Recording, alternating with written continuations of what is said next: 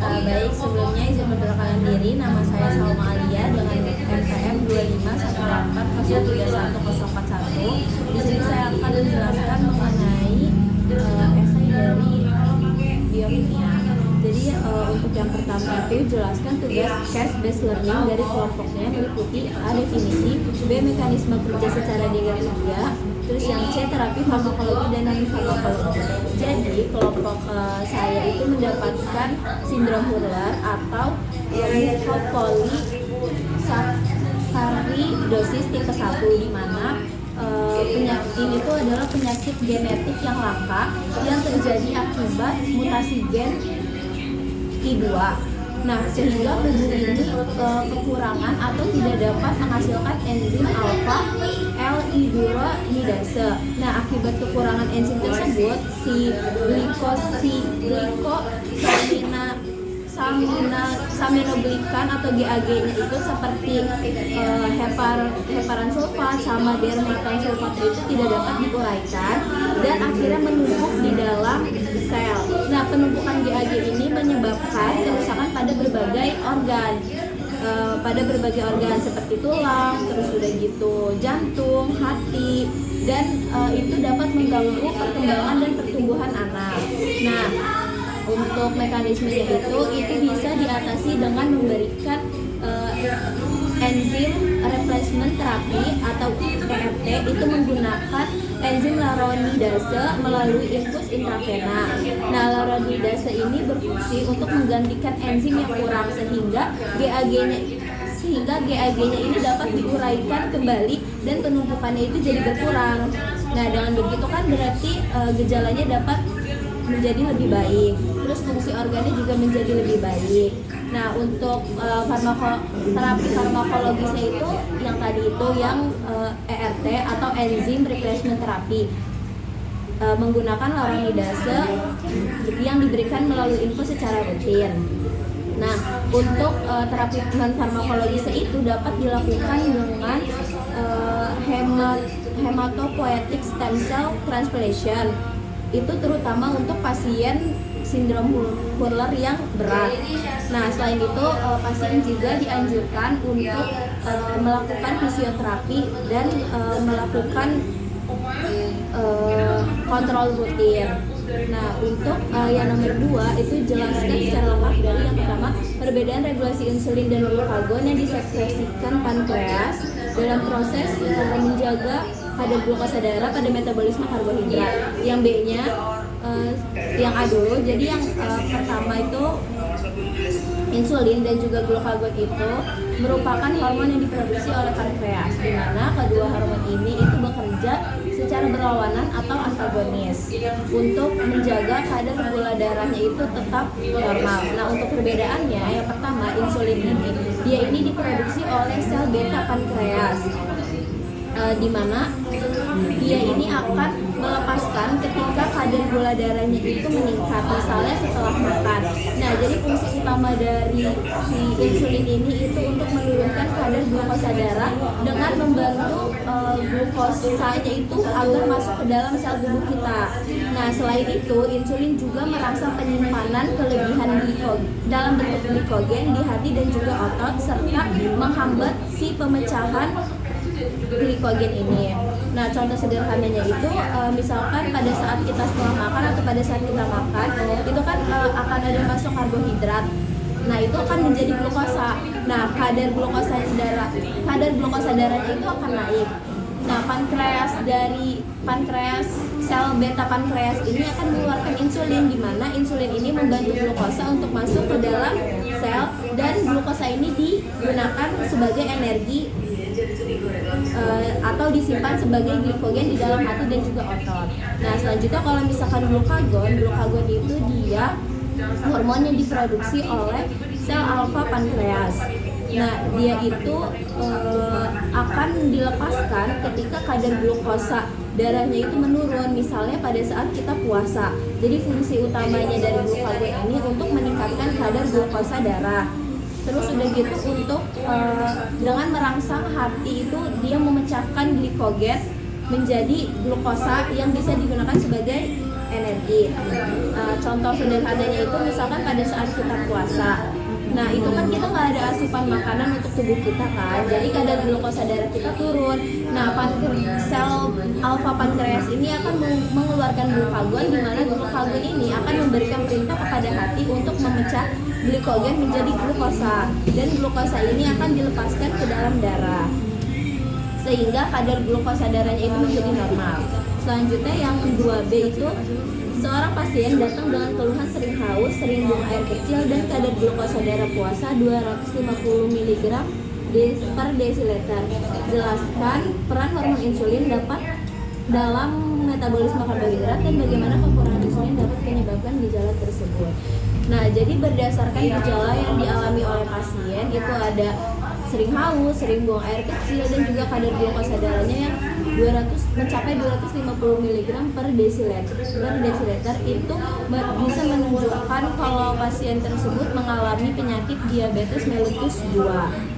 Nah, sebenarnya pada diabetes mellitus tipe 2 ini tubuh itu masih bisa memproduksi insulin, tetapi sel-sel tubuhnya itu mengalami resistensi insulin sehingga insulin yang masuk ke dalam tubuh kita itu tidak dapat bekerja karena udah resistensi itu.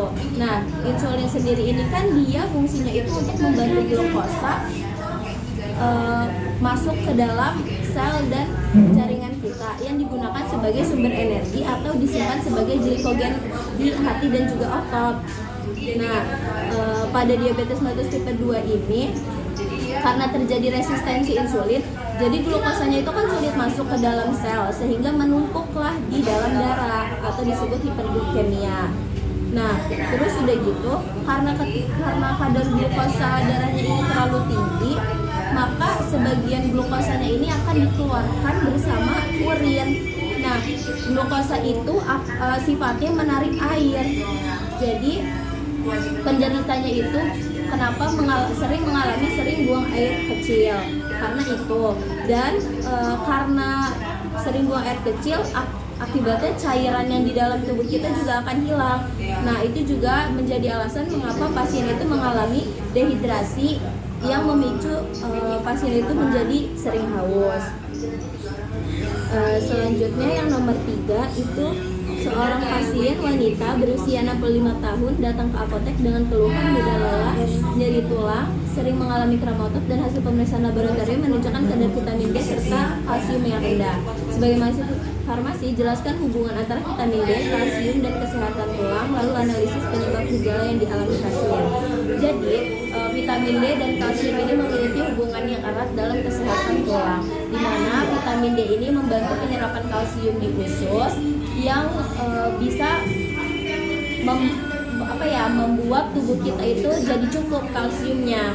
Nah, dengan kalsium kita yang cukup di dalam tubuh itu bisa memperkuat tulang kita dan juga bisa membantu proses pembentukan tulang tersebut. Nah, jadi kalau misalkan kadar vitamin D-nya itu kurang, otomatis kalsium yang ada di dalam tubuh kita juga jadi ikut kurang. Alhasil tubuh kita itu akan mengambil dari cadangan kalsium yang ada di tulang kita. Nah, dengan begitu tulang kita itu bisa menjadi rapuh dan bisa menyebabkan osteoporosis karena dia mengambil dari si cadangan kalsium di tulang kita itu. Nah, kan pada kasus ini pasien itu mengalami lelah dan juga nyeri tulang. Nah, nyeri tulang ini bisa terjadi karena tadi itu berkurangnya kepadatan tulang akibat si cadangan kalsium yang di dalam tulang ini digunakan oleh tubuh karena kekurangan vitamin D. Nah, untuk rekomendasi terapi dan edukasinya itu yang bisa diberikan untuk terapi farmakologisnya itu bisa dengan memberikan suplemen, terus udah gitu bisa dengan vitamin D3 sama kalsium. Nah, karena ini pasiennya sudah berusia 65 tahun, maka suplemen atau vitamin yang diberikan itu bisa dalam obat yang tidak memiliki banyak efek samping atau tidak memiliki efek samping berlebih. Nah, untuk non farmakologisnya itu bisa mengonsumsi makanan yang mengandung vitamin D atau kalsium, contohnya kayak susu, ikan, atau telur. Nah, terus bisa juga dengan berjemur pada saat pagi hari selama 10-15 menit. Terus bisa juga melakukan olahraga ringan. Dan untuk edukasinya itu bisa mengenai mengenai menjaga pola makan bergizi atau apa saja makanan yang mengandung banyak vitamin D. Selanjutnya untuk nomor 4, jelaskan fungsi lipid, metabolismenya, serta penyakit yang merupakan gangguan dari metabolisme lipid. Kilomikron dan FLDL sama-sama mengandung protein yang kaya akan kandungan triacylglycerol. Bagaimana perbedaan mendasar antara kedua lipoprotein tersebut? Nah, jadi lipid ini dia itu berfungsi sebagai sumber energi, sumber cadangan energi utama. Terus udah gitu dia juga berfungsi untuk melindungi organ, sama dia membantu penyusunan membran, sama membantu penyerapan vitamin A, D, E, dan juga K. Nah, metabolisme lipid ini dimulai dari pencernaan lemak di usus halus dengan bantuan empedu dan juga enzim lipase. Setelah itu lemak ini dipecah menjadi monogliserida dan juga asam lemak. Nah, setelah itu diserap kembali oleh usus halus, lalu dibentuk kembali menjadi triacylglycerida dan diedarkan ke seluruh tubuh untuk digunakan sebagai energi atau disimpan sebagai cadangan lemak. Nah, untuk jika terjadi gangguan metabolisme lipid ini, terdapat beberapa penyakit yang akan terjadi. Yang pertama ada dislipidemia, terus ada aterosklerosis, ada obesitas, ada jantung koroner, sama ada fatty liver. Nah, untuk perbedaan antara kilomikron dan juga FLDL, jadi kalau misalkan kilomikron itu terletak pada asam lemak yang dibawa dan jalur masuk ke dalam tubuhnya, itu letak perbedaannya. Nah, kalau misalkan kilomikron itu dia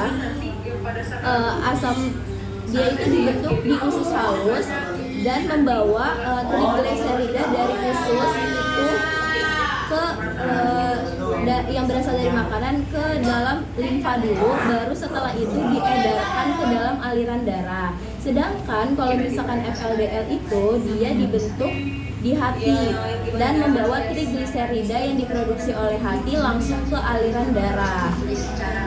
Selanjutnya untuk nomor 5, jelaskan mekanisme dari penyakit sindrom metabolik serta penyakit yang berdampak atau berpengaruh terhadap kondisi sindrom metabolik. Nah, sindrom metabolik ini adalah kumpulan gangguan metabolisme yang terjadi akibat beberapa faktor. Yang pertama ada resistensi insulin, ada kadar gula darah yang tinggi, tekanan darah yang tinggi, ada obesitas sentral, terus udah gitu ada aterosklerosis. Nah, jadi mekanismenya itu pertama ada penumpukan lemak terutama di perut. Nah, dengan penumpukan itu bisa meningkatkan kadar gula darahnya. Terus udah gitu di hati juga, hati memproduksi FLDL yang semakin banyak. Selain itu juga tekanan darahnya juga semakin meningkat. Nah, terus udah gitu penyebab utamanya juga ada resistensi insulin, di mana kondisi sel tubuh itu udah nggak bisa ngerespon insulin yang masuk ke dalam tubuh kita. Akibatnya kan glukosa itu jadi sulit masuk ke dalam sel sehingga kadar gula darahnya meningkat. Nah, resistensi insulin ini juga tadi menyebabkan penumpukan lemak tersebut sehingga menyebabkan sindrom metabolik ini. Nah, untuk beberapa penyakitnya itu yang pertama ada diabetes mellitus tipe 2, itu dia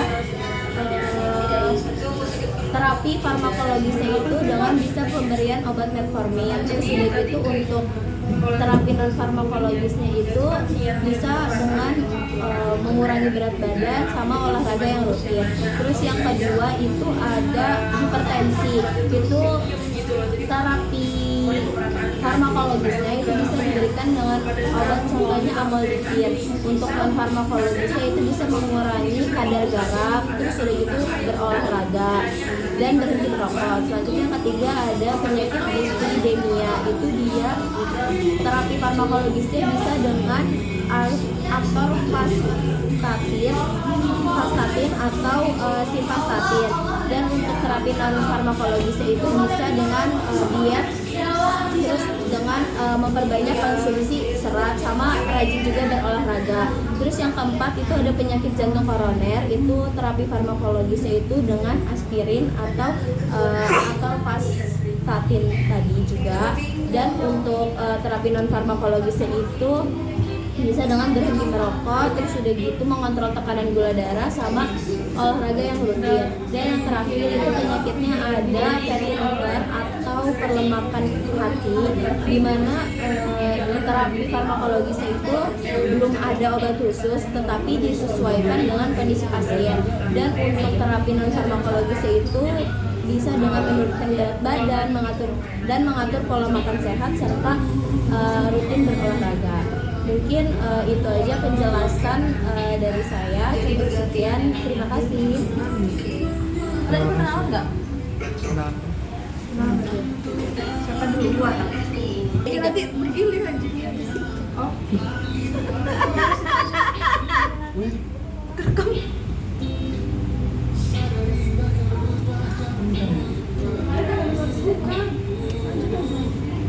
Jadi kalau ngepaus yang mana, Tik?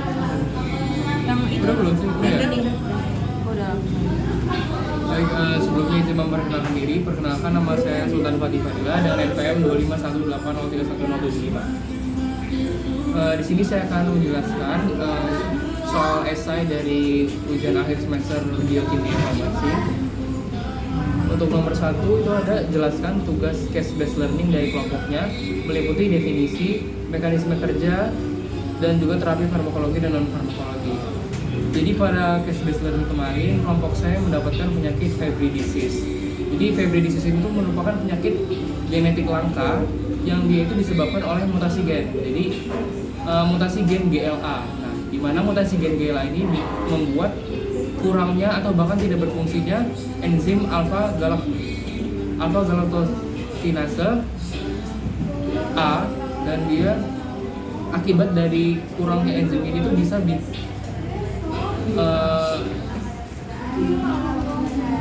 pemecahan zat lemak dan juga turunannya itu terhambat karena fungsi enzim itu untuk pemecahan zat lemak. Jadi kalau misal kurang ataupun tidak berfungsi, itu bisa terjadi penumpukan zat lemak atau seperti GB3 dan juga turunannya seperti liso-GB3. Untuk mekanisme kerjanya itu pertama dia akan terjadi mutasi dulu di gen GLA tersebut. Nah, setelah terjadi mutasi itu akan berkurang enzim alpha galactosinase A-nya yang menyebabkan berkurangnya juga tingkat pemecahan zat lemak dan juga turunannya, sehingga dari situ akan terjadi penumpukan si zat lemak tadi di dalam lisosom tubuh. Nah, itu di endositosol darah dan juga sel ginjal dan juga neuron. Lalu untuk terapi farmakologinya itu bisa menggunakan enzim replacement therapy atau ERT. Nah, itu dia menggantikan enzim yang kurang. Lalu untuk non farmakologinya sendiri bisa dengan sering kontrol, terus menjaga pola hidup sehat, mengurangi konsumsi garam dan juga olahraga. Lalu untuk nomor 2 ada jelaskan secara lengkap dari yang A dulu, perbedaan regulasi insulin dan glukagon yang disekresikan pankreas dalam proses menjaga kadar glukosa darah pada metabolisme karbohidrat. Jadi perbedaan regulasi insulin dan glukagon. Pertama dari insulin dulu, itu dia diproduksi oleh sel beta pankreas, di mana insulin ini akan disekresikan ketika kadar gula dalam darah itu sedang tinggi. Jadi insulin ini berperan dalam memecah glukosa dalam darah menjadi glikogen yang akan disimpan di dalam hati atau otot, sehingga kadar glukosa darah yang tadinya tinggi bisa kembali normal karena dipecah untuk menjadi cadangan energi. Nah, sederhananya itu misal kalau kita habis makan itu ada karbohidrat masuk dan akan dipecah menjadi glukosa. Itu kan otomatis glukosa dalam darah itu akan tinggi. Nah, hormon insulin di sini berperan untuk memecah glukosa tersebut menjadi glikogen sehingga kadar gula dalam darah itu menjadi normal kembali. Kalau glukagon itu dia diproduksi oleh sel alfa pankreas. Nah, dan dia akan disekresikan ketika kadar gula dalam darah kita tuh sedang rendah.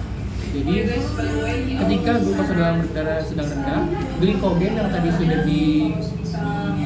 diproduksi oleh insulin dan disimpan sebagai cadangan energi itu akan dipecah kembali oleh glukagon ini menjadi glukosa lagi dan diedarkan lagi dalam darah sehingga kadar gula darah kita yang tadinya rendah akan normal kembali dan kita dapat beraktivitas seperti biasa.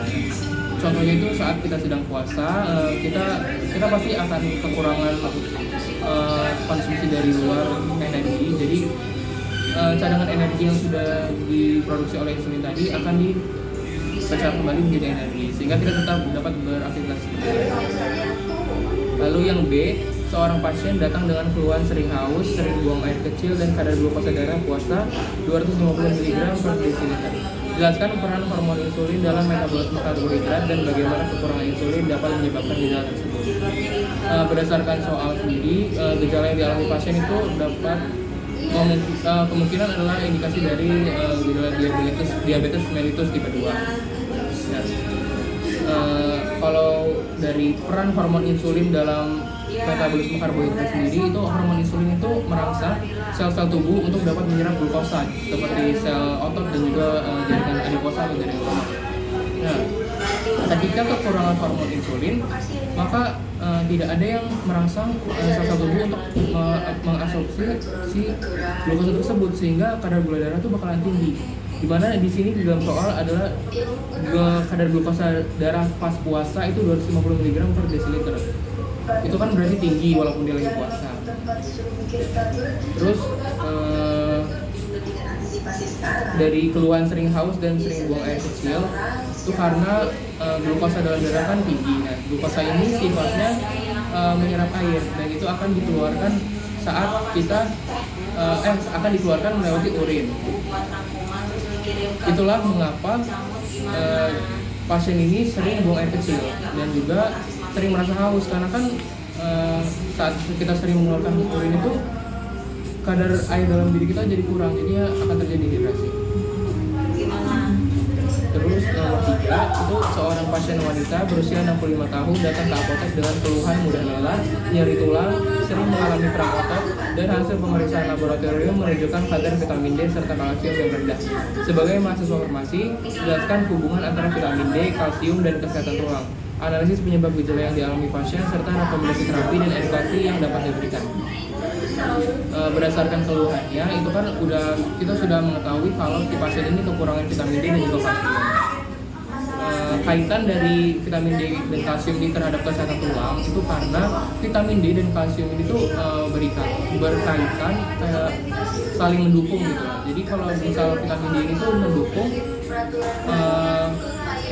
atau membantu penyerapan kalsium di dalam usus, sehingga jika kekurangan vitamin D itu penyerapan kalsium di dalam usus juga akan kurang sehingga kebutuhan kalsium di tulang bakal kurang. Dimana kita tahu bahwa fungsi kalsium itu kan untuk memperkuat tulang, untuk pembentukan tulang juga. Kalau kalsiumnya kurang itu dapat membuat tulang kita itu tidak kuat ataupun keropos.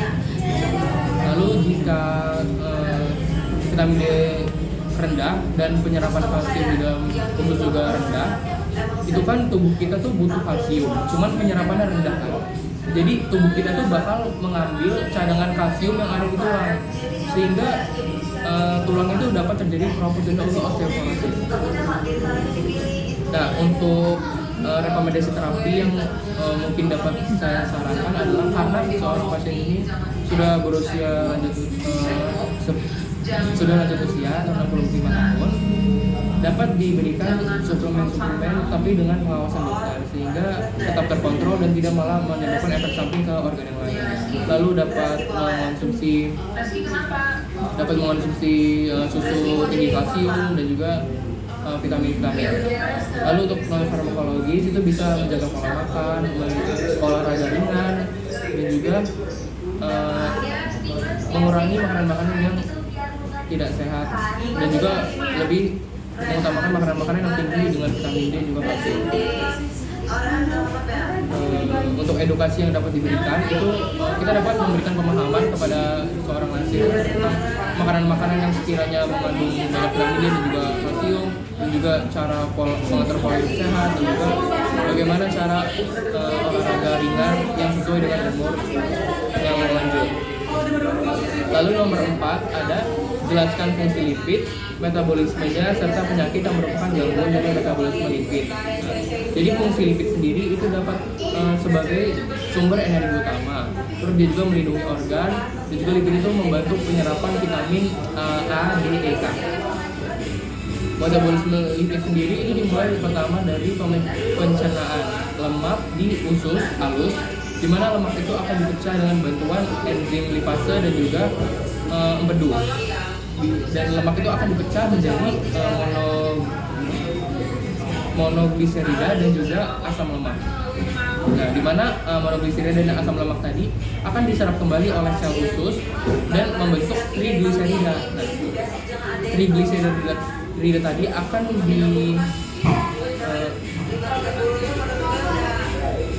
diedarkan atau diteruskan ke aliran darah oleh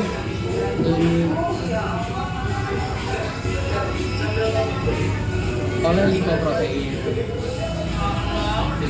Baik, untuk metabolismenya seperti itu. Lalu sekarang kilomikron dan very low density lipoprotein atau VLDL.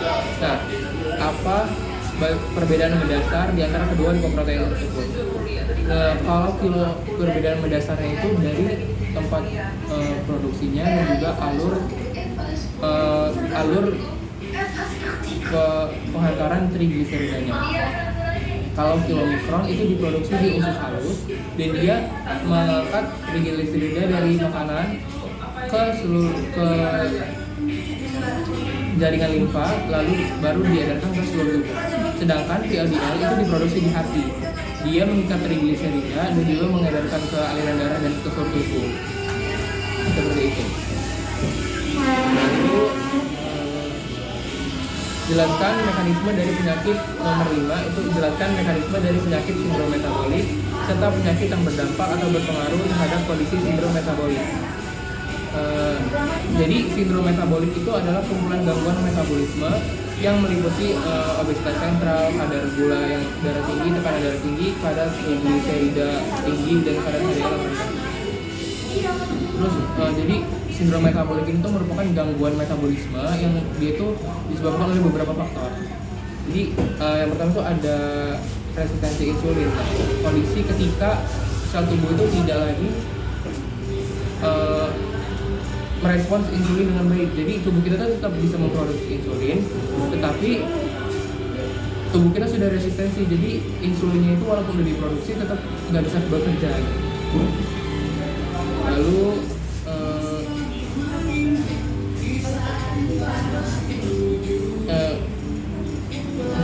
resistensi insulin juga itu menyebabkan penumpukan lemak, gangguan metabolisme lemak, dan peningkatan tekanan darah sehingga risiko penyakit jantung dan diabetes menjadi lebih tinggi. Lalu untuk beberapa penyakit sindrom metabolik itu ada diabetes mellitus tipe 2. Untuk terapi farmakologisnya itu bisa memberikan metformin dan juga insulin dari eksternal. Untuk non farmakologisnya bisa dengan diet, penurunan berat badan, juga olahraga. Lalu untuk penyakit kedua itu ada hipertensi. Untuk terapi farmakologisnya bisa diberikan dengan amlodipin. Untuk non farmakologisnya bisa mengurangi makanan yang dengan kadar garam, terus berolahraga, dan juga berhenti mengonsumsi rokok. Lalu untuk penyakit selanjutnya ada dislipidemia. Untuk farmakologisnya bisa memberikan atorvastatin atau simvastatin. Untuk Non farmakologisnya dapat dengan diet rendah lemak, lalu memperbanyak konsumsi serat. Lalu ada penyakit jantung koroner. Untuk terapi farmakologisnya dapat diberikan aspirin. Lalu untuk non farmakologisnya dapat menerapkan pola makan sehat dan juga sering berolahraga. Lalu yang kelima ada perlemakan hati atau fatty liver. Untuk farmakologisnya itu sendiri belum ada obat khusus, tapi terapi farmakologisnya itu bisa disesuaikan dengan kondisi pasien. Lalu untuk non farmakologisnya dapat menurunkan berat badan, terus mengatur pola makan sehat dan juga berolahraga. Mungkin segitu saja penjelasan yang dapat saya jelaskan. Terima kasih. Berapa menit? Yang Dia mana? juga 15 menit saya tanya. Yang ini? Ya. Ah tadi udah.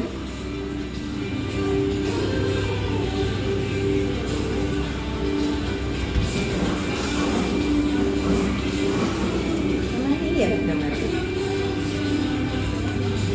Oke, sebelumnya perkenalkan, nama saya Mutia Fikariza dan NPM 258031022. Nah, jadi saya akan menjelaskan tentang esai tugas biotim kemarin. Jadi untuk soal nomor 1 itu dia menjelaskan tentang tugas CBL dari kelompok. Nah, kelompok saya itu kemarin dapat penyakit Niemann-Pick disease tipe C. Jadi Niemann-Pick disease itu merupakan gangguan genetik yang termasuk ke dalam lysosomal storage disease, yaitu penyakit yang bisa terjadi karena lisosom itu tidak bisa memecah atau mentransport lipid secara normal. Nah, pada tipe C yaitu terjadi karena karena terjadi mutasi gen pada gen NPC1 atau NPC2. Jadi dia itu mengganggu transport kolesterol, sehingga kolesterol dan glikosfingolipidnya itu dia tuh menetap dia nggak bisa keluar dari lisosom dan akhirnya dia menumpuk di dalam sel. Nah, ini tuh bisa menyebabkan kerusakan pada berbagai organ seperti otak, limpa, paru-paru, dan hati. Nah, penyakit ini juga itu dia itu diturunkan secara autosomal resesif, di mana seseorang itu harus mewarisi gen yang bermutasi dari kedua orang tuanya. Untuk mekanismenya sendiri, yang pertama itu ada mutasi gen dari NPC1 dan NPC2 atau NPC2. Kemudian NPC1 dan NPC2 ini kan fungsinya untuk mengatur transport kolesterol. Jadi karena NPC1 dan NPC2-nya ini bermutasi, jadi transport elektron sama glikosfingolipidnya itu terganggu. Nah, karena dia terganggu, jadi fungsi lisosom juga terganggu dan dia memicu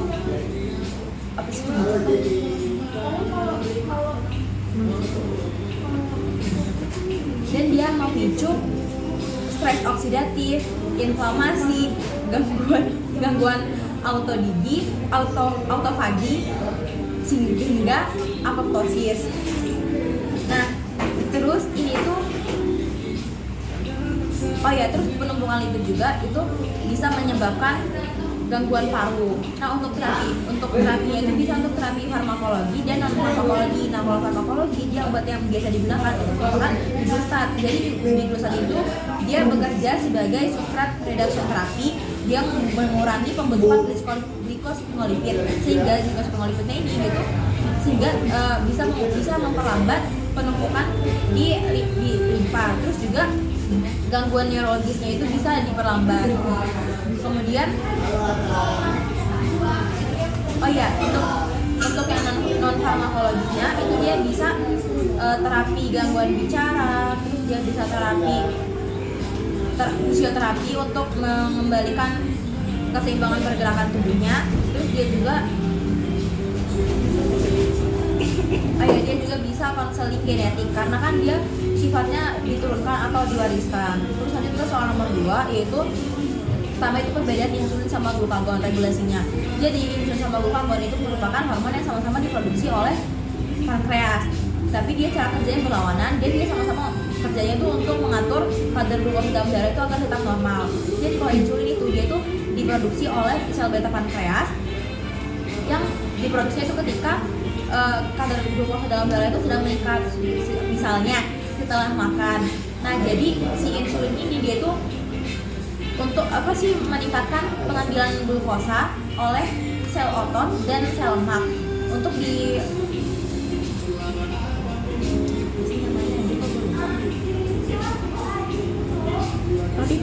ya.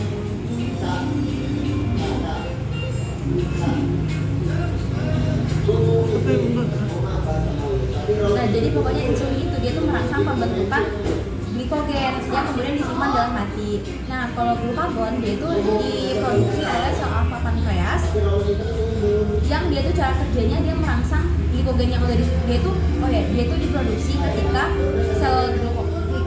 glukosa dalam darahnya itu sedang menurun, misalnya pada saat puasa, dan itu cara kerjanya merangsang glikogen yang udah disimpan dia tadi dipecah kemudian menjadi glukosa yang kemudian diedarkan lagi ke dalam darah sehingga glukosa dalam darahnya itu kembali normal.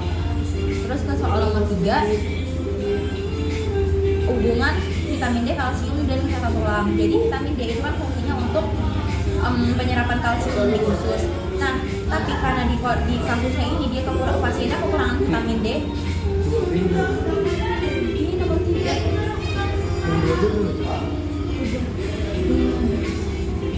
Dikat aja ya. Nah, terus di soalnya ini kan ada seorang pasien datang dengan keluhan sering haus, sering buang air kecil, dan kadar dalam darah puasanya itu 250 mg per desiliter.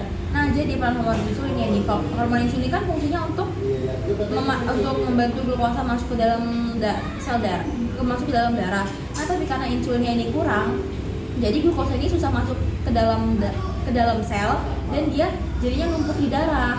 Nah, karena glukosa ini numpuk di darah dan sangat meningkat, jadi dia bisa keluar melalui urin. Nah, glukosa dalam urin itu sifatnya mengikat air atau dia menarik air, jadi sehingga urin yang dikeluarkan itu volumenya meningkat. Nah, karena volume urin yang meningkat, otomatis cairan dalam tubuh itu kehilangan banyak cairan dalam tubuh. Nah, makanya ini bisa menyebabkan dehidrasi atau haus yang berlebihan. Makanya pasiennya sering merasa haus. Terus juga ini tuh bisa menyebabkan kekurangan energi, makanya pasien itu bisa lapar dan lemas. Terus nomor 3 itu hubungan vitamin D, kalsium, dan kesehatan tulang. Jadi vitamin D itu kan fungsinya untuk penyerapan kalsium di usus.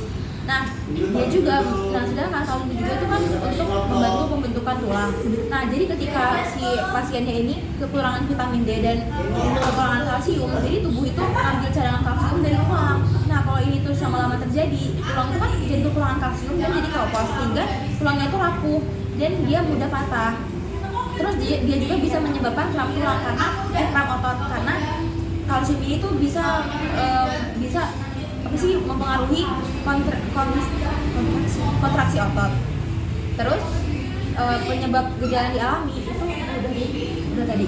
Terus terapi farmakologi dan non farmakologi. Nah, kalau farmakologinya itu dia sebenarnya bisa menggunakan suplemen vitamin D, suplemen kalsium, dan juga binosfosfat, tapi itu dalam pantauan dokter.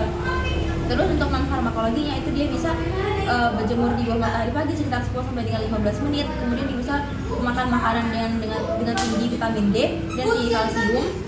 Terus dia juga bisa olahraga teratur dan sebagainya. Nah, tapi karena pasiennya ini usia lanjut, jadi lebih disarankan dengan perhatian farmakologi atau terapi farmakologi dengan efek samping yang lebih rendah atau tidak terlalu kuat. Nah, terus soal nomor 5 yaitu mekanisme nomor 4 itu fungsi lipid, metabolisme, serta penyakit. Kemudian perbedaan kilomikron sama FLDL. Jadi lipid ini merupakan sumber cadangan energi utama, terus dia juga merupakan penyusun membran sel dan juga untuk melindungi organ dalam tubuh. Juga dia berperan dalam penyerapan vitamin A, D, E, K. Terus metabolisme itu terjadi di usus halus. Jadi lemak itu dipecah menggunakan bantuan enzim lipase sama empedu. Itu dipecah menjadi asam lemak dan monogliserida. Kemudian dia diserap kembali oleh usus halus, lalu dia membentuk trigliserida yang kemudian diedarkan dalam darah ke seluruh dia kemudian masuk ke aliran darah dan diedarkan ke seluruh tubuh untuk digunakan sebagai energi. Nah, gangguan metabolisme lipid itu bisa berupa fatty liver, obesitas, hipertensi, jantung koroner, dan sebagainya. Lalu perbedaan dari kilomikron sama FLDL, kalau kilomikron itu dia terjadinya di usus halus, terus dia membawa trigliserida itu trigliserida dari makanan, kemudian dia masuk ke sistem limpa dan baru disebarkan ke seluruh tubuh, masuk ke darah dan disebarkan ke seluruh tubuh. Terus kalau FLDL dia membentuk lipid itu di hati, terus dia membawa trigliserida yang sudah dibentuk di hati tadi langsung disekresikan ke aliran darah dan disebarkan ke seluruh tubuh. Terus nomor 5 itu mekanisme penyakit sindrom metabolik. Jadi sindrom metabolik itu merupakan kumpulan beberapa gangguan metabolik yang terjadi secara bersamaan dan dipengaruhi oleh beberapa faktor seperti resistensi insulin, terus hipertensi, dislipidemia dan sebagainya. Kemudian untuk penyakitnya, mekanismenya. Untuk mekanismenya, jadi pertama itu ada penumpukan lemak dulu, terutama di perut. Nah, ini bisa menyebabkan resistensi insulin, sehingga insulin itu terus diproduksi tapi karena dia ada resistensi, dia nggak bisa bekerja lagi, sehingga glukosa dalam darah, glukosanya itu terjebak di darah, jadi glukosa darah itu meningkat. Nah, karena peningkatan itu udah meningkat. Terus kemudian selain itu hati itu menghasilkan FLDL berlebih.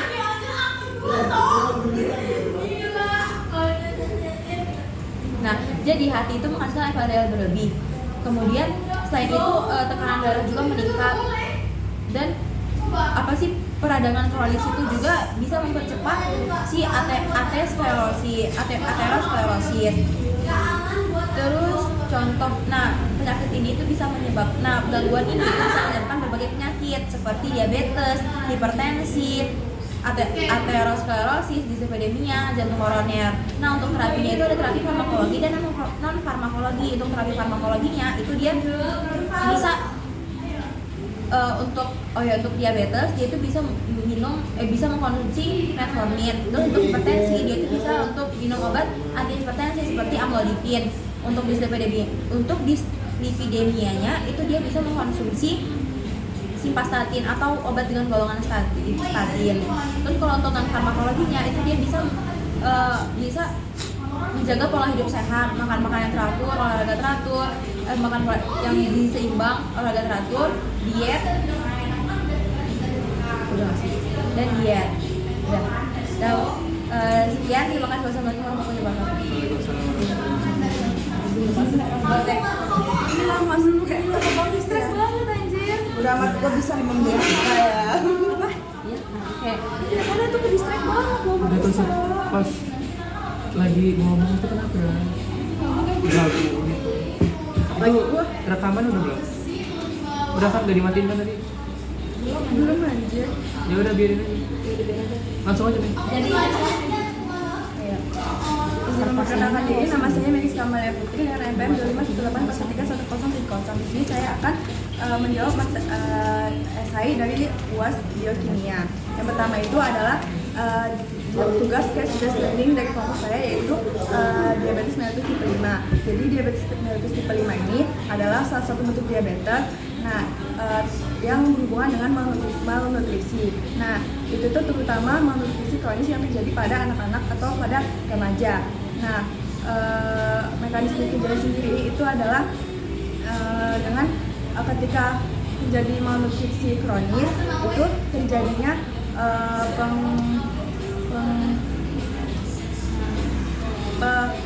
gangguan pengembangan pankreas. Nah, ketika pankreas itu terganggu, itu akan menyebabkan penurunan fungsi sel B pankreas. Ketika sel B pankreas itu terganggu atau terjadi penurunan, itu menyebabkan kadar glukosa resistensi insulin yang menyebabkan kadar glukosa itu meningkat. Lalu terjadinya si diabetes tersebut. Nah, untuk terapinya sendiri ada terapi farmakologi. Terapi farmakologi itu menggunakan yang pertama itu obat insulin jika sudah defisiensi insulin yang berat. Lalu selanjutnya ada dengan obat metformin. Obat metformin ini direkomendasikan ketika masih adanya fungsi resistensi fungsi sel B pankreas tersebut. Lalu ada terapi non farmakologi. Terapi non farmakologi ini bisa dengan pola hidup sehat, lalu pengawasan status gizi oleh dokter dan juga olahraga itu. Lalu selanjutnya nomor 2 itu jelaskan tentang perbedaan regulasi insulin dan glukagon. Jadi perbedaannya itu adalah insulin ini diproduksi oleh sel B pankreas. Nah, disekresikan itu saat kadar glukosa darah itu tinggi. Nah, fungsinya itu untuk menurunkan kadar glukosa darah. Lalu kalau glukagon itu diproduksi oleh sel alfa pankreas. Nah, sel glukagon ini disekresikan saat kadar glukosa itu sedang rendah. Fungsinya itu untuk meningkatkan kadar glukosa darah. Lalu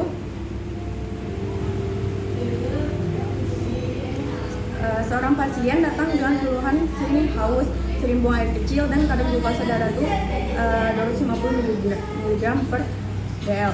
Nah, jelaskan peran hormon insulin dalam metabolisme karbohidrat dan bagaimana kekurangan insulin itu dapat menyebabkan gejala tersebut. Nah, peran hormon insulin itu yang pertama itu adalah untuk mengontrol glukosa dalam darah. Nah, ketika kekurangan insulin itu dapat menyebabkan gejala tersebut seperti sering haus itu tuh karena glukosa itu tidak masuk ke sel sehingga terjadinya hiperglikemia. Nah, bila glukosa darah itu lebih dari 180 mg per dl itu ginjal itu tidak mampu lagi menyerap seluruh glukosa, jadinya akan terjadi glukosa dalam urin yang akan dikeluarkan secara terus-menerus. Nah, ketika banyak cairan yang dikeluarkan itu bakal menyebabkan dehidrasi sehingga itu selanjutnya yang nomor 3 yaitu seorang pasien wanita berusia 65 tahun datang ke apotek dengan keluhan mudah lelah, nyeri tulang, dan hasil pemeriksaan laboratorium itu menunjukkan kadar vitamin D serta kalsium rendah. Nah, apa penyebab gejala yang dialami pasien serta rekomendasi terapi dan edukasi yang dapat diberikan. Jadi vitamin D dan dengan kalsium itu berhubungan dengan sangat erat. Nah, karena vitamin D ini membantu penyerapan kalsium di dalam tulang. Nah,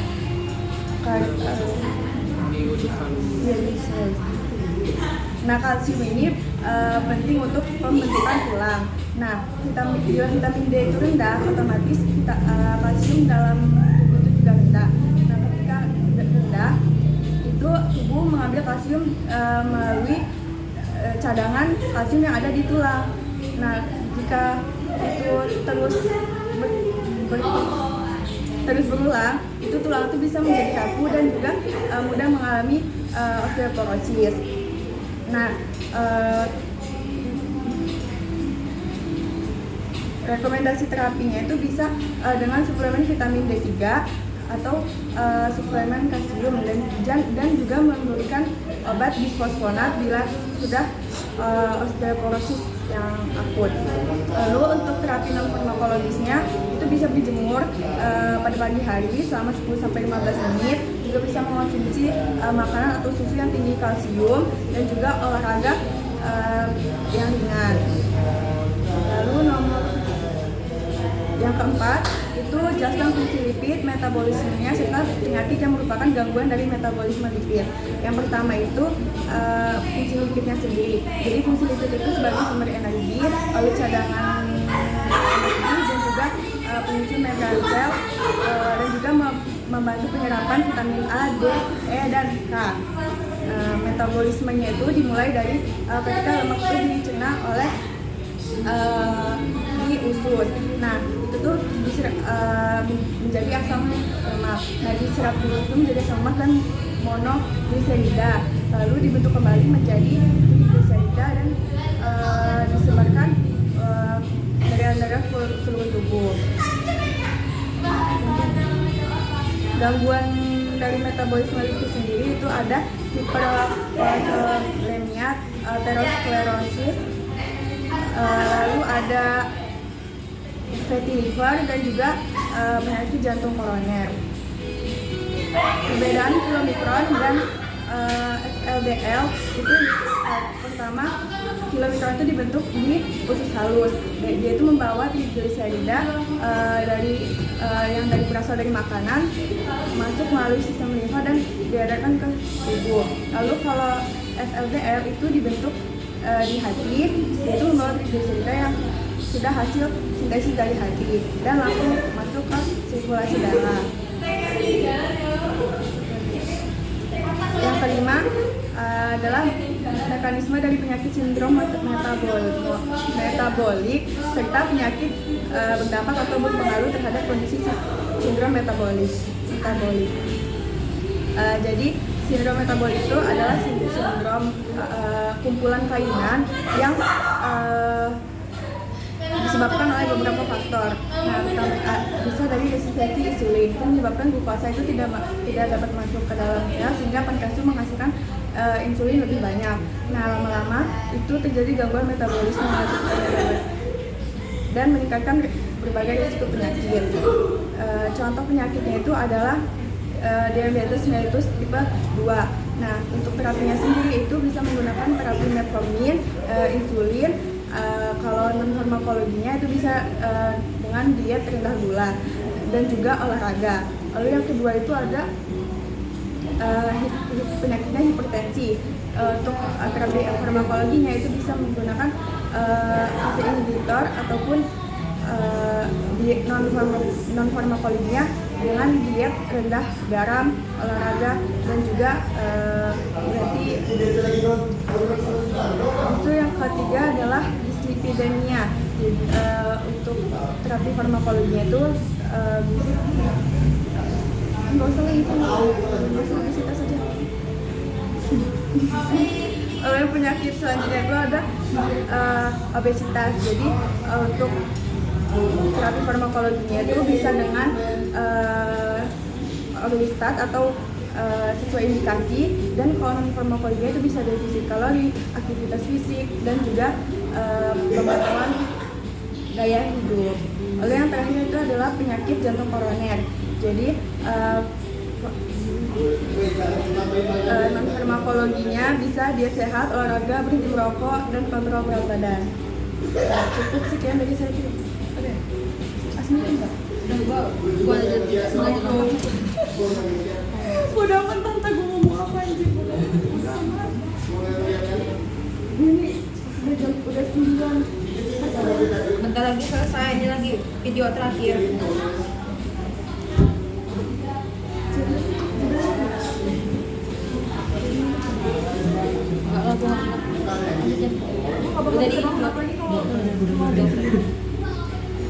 Assalamualaikum warahmatullahi wabarakatuh. Sebelumnya izin memperkenalkan diri, nama saya Zana Supratiwi. Di sini saya akan menjelaskan soal-soal yang pertama itu ada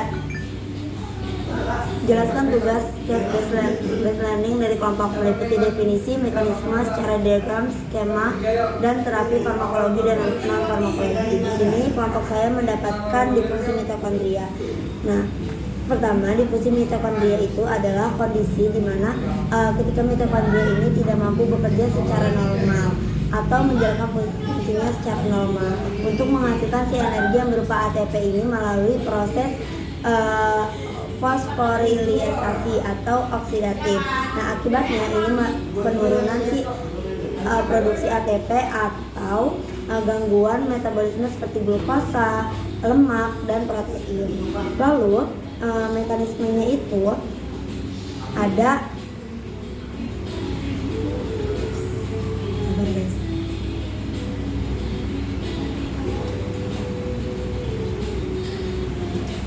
Jadi mekanisme dari mitokondria ini itu pertama itu memutasi mtDNA ini ada penuaan, stres, dan oksidatif atau obat tertentu ini dapat menyebabkan difusi mitokondria ini sendiri.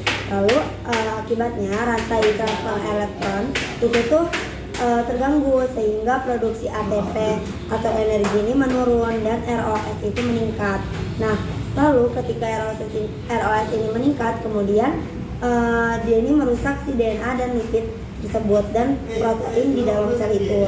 Nah, makanya menyebabkanlah ini sebagai gangguan metabolisme. Nah, gangguan ini juga bisa mengubah si farmakokinetik dan farmakodinamik obat sehingga efektivitas obat dalam tubuh itu tidak bekerja secara normal dan toksisitas terhadap tubuh itu tuh meningkat. Nah, lalu terapi farmakologi dan farmakologi terapi farmakologi non farmakologinya itu bisa menggunakan koenzim itu tuh untuk membantu meningkatkan si produksi energi mitokondrianya. Terus udah itu bisa menggunakan vitamin A dan E yang dimana itu tuh untuk mengurangi stres dan oksidatif akibat ROS itu meningkat. Nah, terus non farmakologinya itu menjaga pola makan, habis itu memastikan makanan itu mengandung gizi yang seimbang, habis itu olahraga dan tidur secara teratur. Nomor 2 yaitu jelaskan secara lengkap dari perbedaan regulasi insulin, glukagon yang disekresikan pankreas dalam proses menjaga kadar glukosa darah pada metabolisme karbohidrat dapat disertai dengan gambar. Lalu yang kedua, seorang pasien datang dengan keluhan sering haus, buang air kecil, dan kadar glukosa darah puasa 200 mg per dl. Jelaskan peran hormon insulin dalam metabolisme karbohidrat dalam bagaimana kekurangan insulin dapat menyebabkan gejala tersebut. Jadi yang A itu perbedaan insulin dengan glukagon. Kalau insulin ini dia dibentuk dari sel beta pankreas. Lalu kalau glukagon itu dibentuk dari sel alfa pankreas. Lalu kalau insulin sendiri itu disekresikan untuk menurunkan kadar glukosa dalam darah. Kalau glukagon itu untuk menurunkan kadar gula darah. Meningkatkan kadar glukosa dalam darah. Nah, fungsinya insulin ini untuk menurunkan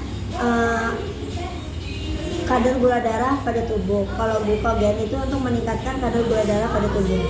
Nah, yang B ini kasusnya yaitu pada pasien ini mengalami kayak sering buang air kecil, habis itu haus, yang dimana kita tahu bahwa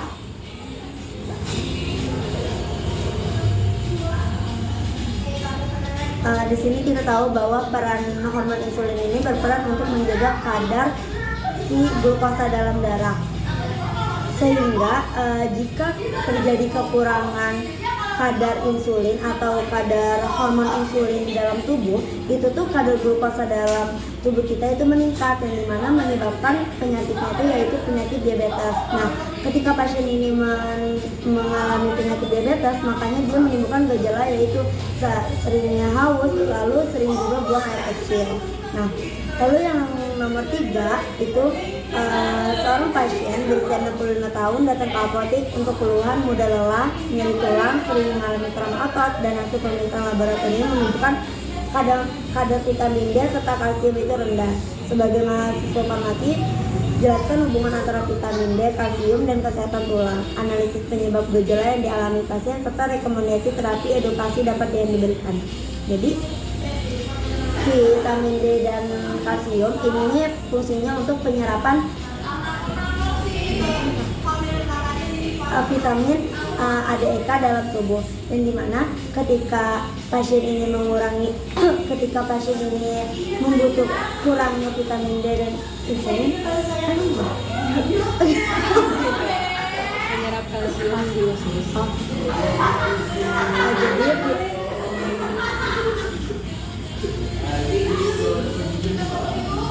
Vitamin D membantu penyerapan kalsium di usus. seperti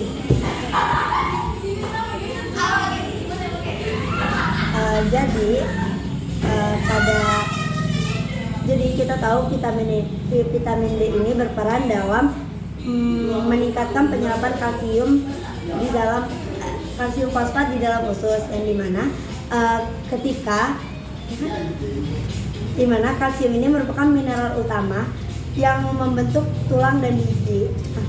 Jika kadar vitamin D itu rendah, penyerapan kalsium itu akan menurun sehingga kadar kalsium dalam darah ikut menurun. Nah, ketika mempertahankan kadar kalsium darah, tubuh itu akan mengambil kalsium itu dari tulang. Nah, ketika tubuh itu terus-menerus mengambil kalsium itu dari tulang, kan itu akan menyebabkan tulang itu seperti keropas. Nah, itu yang menyebabkan penyakit osteoporosis. Nah, makanya kita perlu penanganan yaitu si terapi farmakologi dan terapi non farmakologi. Kalau untuk terapi farmakologi sendiri itu biasanya menggunakan vitamin D yang dimana direkomendasikan pada dokter dengan dosis tertentu dan dengan pengawasan. Lalu habis itu bisfosfat itu untuk apa? Iya kan? Iya kan? Untuk apa? Ketika apa? Ya udah buat apa? Nah, terus bisa mengkonsumsi bisfosfat ketika terjadi osteoporosis. Nah, lalu untuk terapi non farmakologinya itu dia bisa menggunakan pertama itu menjaga pola hidup sehat, habis itu makan makanan yang bergizi, habis itu lalu yang kedua minum susu kalsium, habis itu yang ketiga berjemur pada pagi hari. Terus nomor 4, jelaskan fungsi lipid. Maaf, dipotong aja ya, Ti. Keceplosan. Gua aja banyak aja yang dekat kayaknya TikTok ya, Ti. Anjir gitu deh. Jelaskan fungsi lipid, metabolismenya serta penyakit yang merupakan gangguan dari metabolisme lipid, kilomikron dan FLDL. Sama-sama merupakan lipoprotein yang kaya akan kandungan trigliserol. Bagaimanakah perbedaan mendasar di antara kedua lipoprotein tersebut dari segi asal lipid yang diangkut serta rute sekresi awalnya di dalam tubuh? Jadi metabolisme lipid itu dimulai dari pencernaan lemak di dalam usus. Nah, oleh si enzim lipase ini, asam lemak dan monogliserida itu kemudian diserap kembali oleh usus. Nah, untuk dibentuk kembali menjadi si trigliserida. Nah, lalu dikemas mereka ini menjadi si kilomikron. Nah, untuk diedarkan ke jaringan. Nah, di jaringan ini trigliseridanya itu dipecah menjadi si asam lemak yang dimana sebagai sumber energi atau disimpan di jaringan lemak. Nah, sementara itu hati juga ini membentuk trigliserida yang dikemas menjadi FLDL. Nah, untuk didistribusikan ke seluruh tubuh. Lalu perbedaan ya? Terus perbedaan kilomikron dengan FLDL itu, kalau kilomikron itu dia tuh dibentuk di usus halus, yang dimana dia tuh menyangkut lemak dari makanan. Nah, habis itu masuklah ke sistem limfase, yang dimana kemudian dia ini dialirkan ke darah. Nah, fungsi utamanya itu untuk dari darah ini dialirkan ke seluruh tubuh. Sedangkan kalau FLDL itu tuh dia dibentuk dari hati, menyangkut trigliserida yang udah kebentuk di hati, lalu langsung disekresikan ke aliran darah. Nah, habis itu nomor 5, jelaskan mekanisme dari penyakit sindrom metabolik serta penyakit dan dampak pengaruh terhadap kondisi sindrom metabolik. Minimal 5 contoh disertai terapi farmakologi dan non farmakologi. Jadi sindrom metabolik itu adalah kumpulan kelainan metabolik yang ditandai dengan obesitas sentral, yang dimana resistensi juga pada insulin, hipertensi, dan dislipidemia. Nah, lalu serta peningkatan kadar glukosa darah. Mekanismenya ini diawali oleh resistensi si insulin ini. Nah, sehingga sel tubuh itu dia tidak dapat menggunakan insulin itu secara normal karena dia udah mengalami resistensi itu. Nah, akibatnya kadar glukosa dalam darah itu meningkat dan pankreas itu memproduksi si glukosa itu lebih banyak. Nah, metabolisme si lemaknya ini meningkat dan peningkatan tekanan darah juga meningkat dan akhirnya meningkatkan resiko penyakit kardiovaskular. Nah, terus penyakit yang berhubungan dengan sindrom metabolik ini ada 5, yaitu pertama diabetes mellitus tipe 2, habis itu hipertensi, dislipidemia, habis itu obesitas dan penyakit jantung atau jantung koroner. Nah, itu Kalau untuk yang obesitas, farmakologisnya itu minumnya obatnya orlistat. Nah, terus kalau untuk non farmakologisnya itu tuh desit kalori. Sedangkan kalau hipertensi itu farmakologinya itu amlodipin. Nah, sedangkan kalau non farmakologinya itu tuh diet rendah garam atau mengurangi makan makanan yang mengandung garam dan bisa olahraga secara teratur dan berhenti merokok. Cukup sekian dari saya. Wassalamualaikum warahmatullahi wabarakatuh. Ya, sampai nanti. Ada sejam.